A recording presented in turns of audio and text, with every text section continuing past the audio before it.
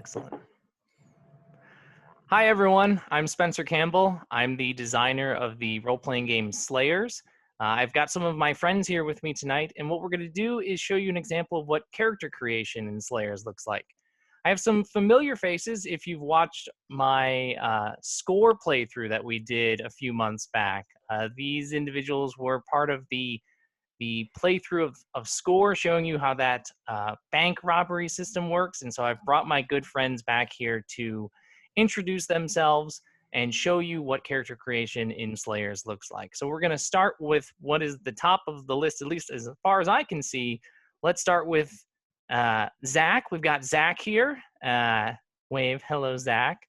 We got Colin below Zach. And then we have my good friend Mike at the very bottom there. Last but certainly not least. These are all good friends of mine. They volunteered to show you all what Slayer's character creations look like. In fact, these are some of the people that have play tested early versions of Slayers and helped make this game what it is. So I'm very thankful that they've come and decided to help show off the game in its kind of final form. So with character creation, if you've been watching this in your backer of the campaign, you should have access to the quick start rules. Those were recently released. And I've got the quick start rules pulled up here on the screen so you can kind of watch along. But there's really just 5 steps to create a character in Slayers. And the very first step is to choose your class. Now, these guys have already kind of taken a look at the list of the classes and decided what they want to play as. But I want to just briefly show you what the classes are, just so that you, the watcher, the viewer, have an idea of what options are available. There are 4 classes in Slayers. Starting with the Blade. The Blade is a sort of fast-moving, stylish sword fighter, and they excel in combat based off of doing combos. So their main mechanic is doing things like exploding dice. The Gunslinger is, as the name implies, a 6-shooter revolver-wielding monster hunter whose main mechanic is actually kind of in the space of resource management, where you have a small pool of 6 bullets that you are using and reloading throughout combat. The Arcanist is the spellcaster of the group. They are getting their power through a corrupting force, and so every time they cast spells, their body becomes more and more corrupted. And so there's an element of almost push your luck to playing the Arcanist, because you can continue to push and push that corruption to create big spells at a huge cost to your body. The last thing is the Tactician.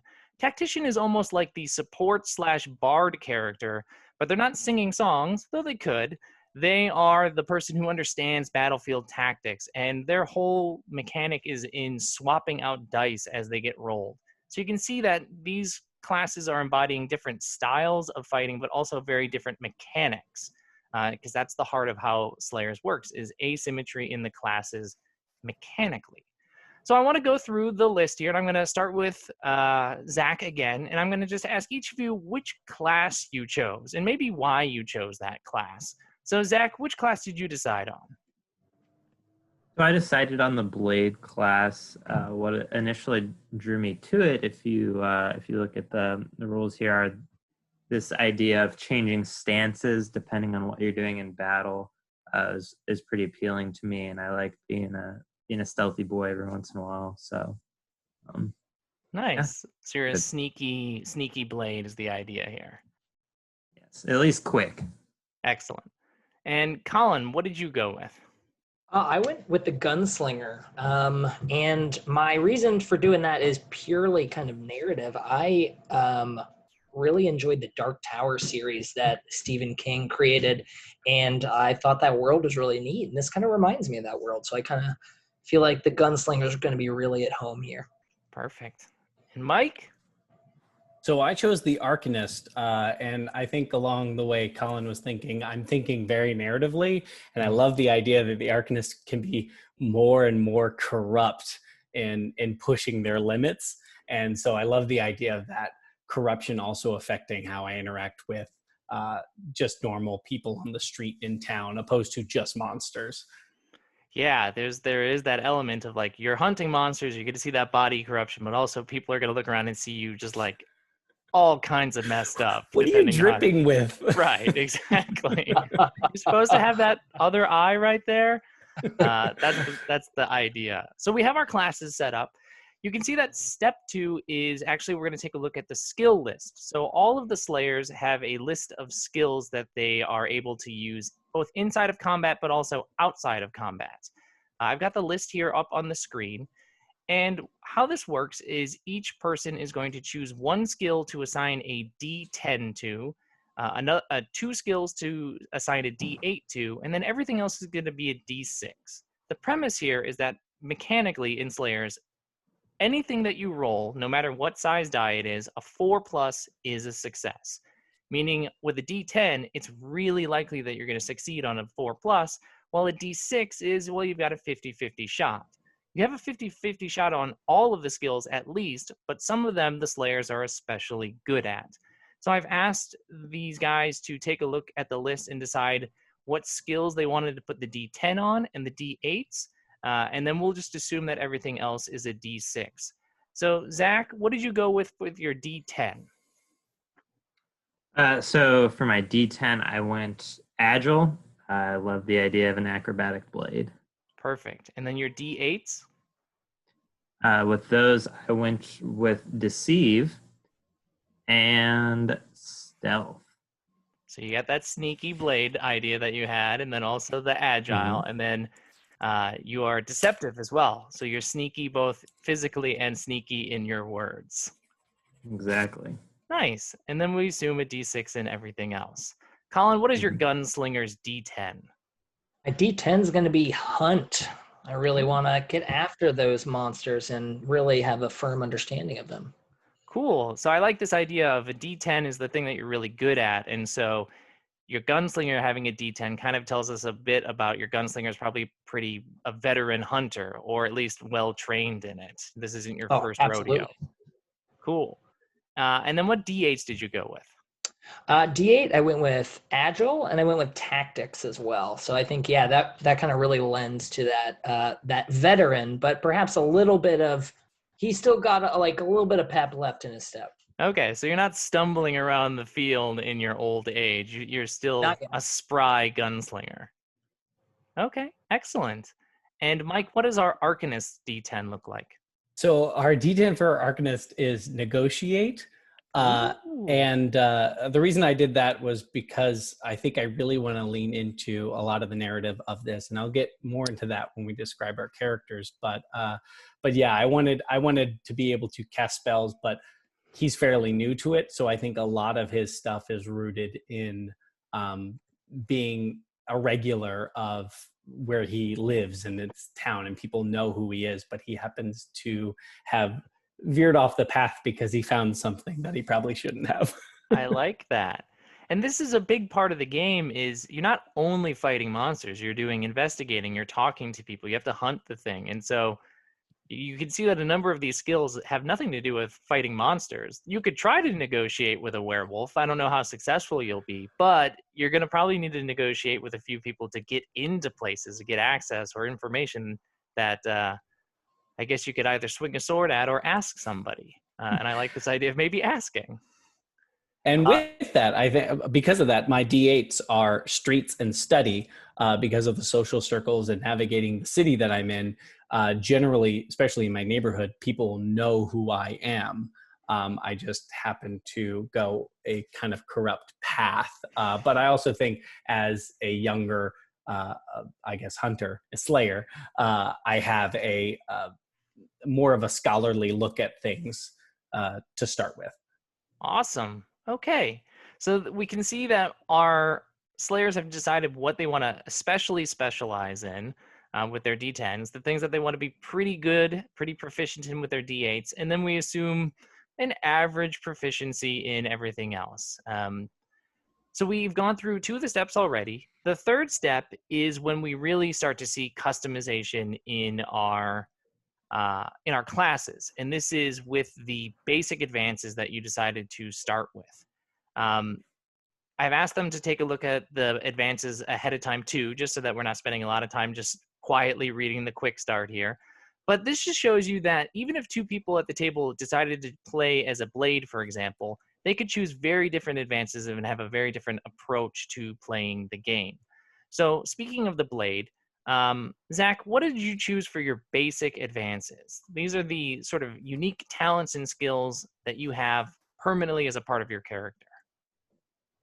Yeah, so I definitely, in keeping with the quick blade build, I took Mercury, so upping that speed, and then Shrewd to start off with advantage, really trying to be the first one to attack and really the most lethal.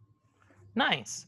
So yeah, normally the blade starts with a speed die of a D8, and speed is used to determine initiative. So you really want to make sure you're going first, and you want to make sure that when you go first, you're going to hit somebody and get that combo going. Excellent. Colin, what gunslinger advances did you go with? So I chose draw because again, I'm like leaning into that speed as well. It sounds like Zach and I had a pretty similar idea there. And then I'm also looking for spin, so I can get a couple more bullets in that gun, I believe. Nice. Yeah. So Or open the trigger limit. exactly. The trigger limit is determines how many bullets per turn the gunslinger can fire. So this allows Colin's gunslinger to just unload onto somebody. And how about our Arcanist? What advance did you go with, Mike? So our character here, our Arcanist, he's very naive, and his basic advance is he started with learn and excel. So he wants to learn as much as he can in this certain craft, and he's completely oblivious to the fact that he can be corrupted, but will be ultimately, obviously. Excellent. Did you happen to know which spell you wanted to add to your list? Ooh, I actually did not look at that, but I'll take a quick look now, just knowing what I know about it. I probably would take something. I probably would do corrupt, and then I probably would take corrupt with my character, in the sense that he doesn't realize how much it's affecting him, but also doesn't realize how much he's putting on to. Like, he's releasing this energy that he has no concept of where it's coming from. And I think some of that will go on to some of his enemies. I love leaning into this almost stumbling into success idea with your how naive you are. Step 4. Baby snake doesn't know how to control its own venom. Wait, is that a thing with baby snakes? It is. Yeah. Really? Yeah. Yeah, when they bite into stuff, they put too much venom into it. Fun The adult fact. snakes will like measure how much venom comes out. So baby snake is okay. Good nickname for your character, by the way. I like that. I'm starting to see Mike's character like in my head now. Now, step 4, normally we would do step 4 if we had character sheets. Right now we don't have full-blown character sheets, but this is where we would write down the skills, and it's also where you update your starting stats based off of your advances. And actually, this is an example where 2 of the characters chose something that would increase their starting stats. So normally the blade starts with a D8 speed, but Zach chose to increase it to a D10. So this is just our opportunity to update our character sheets. The last step is much more in the space of a bit of character building. And this is something that I leave open to the table to decide how much of this you want to talk about or determine ahead of time and how much you want to discover with play. But the idea here is to talk about your Slayer, naming yourself, maybe giving a brief description, why you're a Slayer, what training you have, all of that sort of stuff. Now, we don't need to go through all of these questions right now, but I'd like to hear just a little bit about each of the characters that we have, just so that we have a sense as we're wrapping up this character creation of who we have and what they might look like going into the first hunt. So, Zach, what can you tell us about your Slayer? My Slayer's name is Blackthorn, and Blackthorn could be described as a very charismatic sword swallower from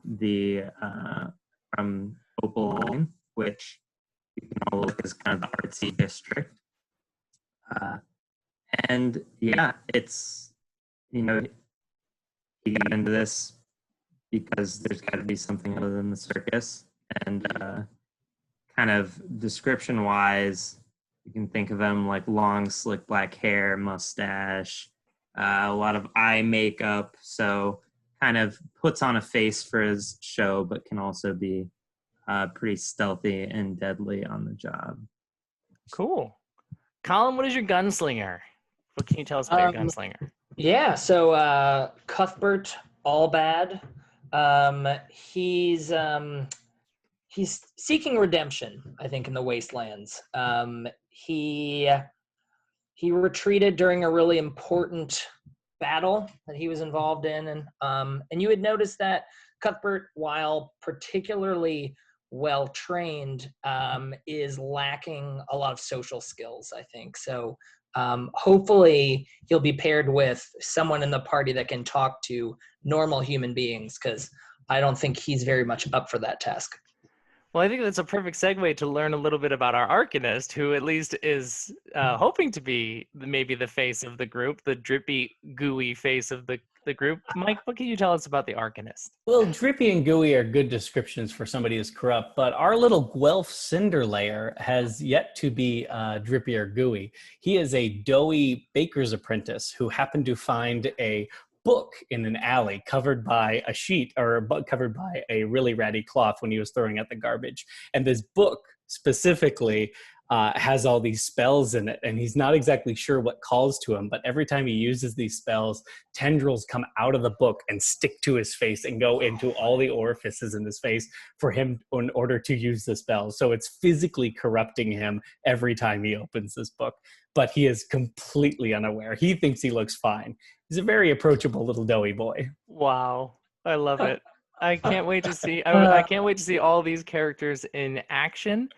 I want to give a special shout out to Zach shouting out Opaline as his district that he's from. This is going to be the district that you'll see in the guest written adventure from Banana Chan, which is showbiz plus cult. So I'm very excited to be able to show you that So adventure. excited. So we'll maybe Zach's character will have had some experience with the outcome of that, or will fit perfectly into an adventure like that. And that's it. That just shows you how kind of quick and easy it can be to do character creation in Slayers. Like that, we've got 3 new monster hunters. We know what they're really good at, what they're pretty good at, and what they're average at. We know what makes them unique with their advances.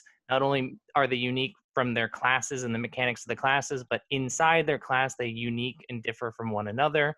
And now we know a little bit about them as monster hunters. And the whole idea of Slayers is to discover more things through play, to do a lot of collaborative storytelling at the table. So I can't wait to get the opportunity to play with these characters, hopefully soon. Maybe we can play something and put that up there. But thank you so much, guys, for coming in and doing character creation. And I hope you all enjoyed watching this. Bye. Yeah, thanks for having us.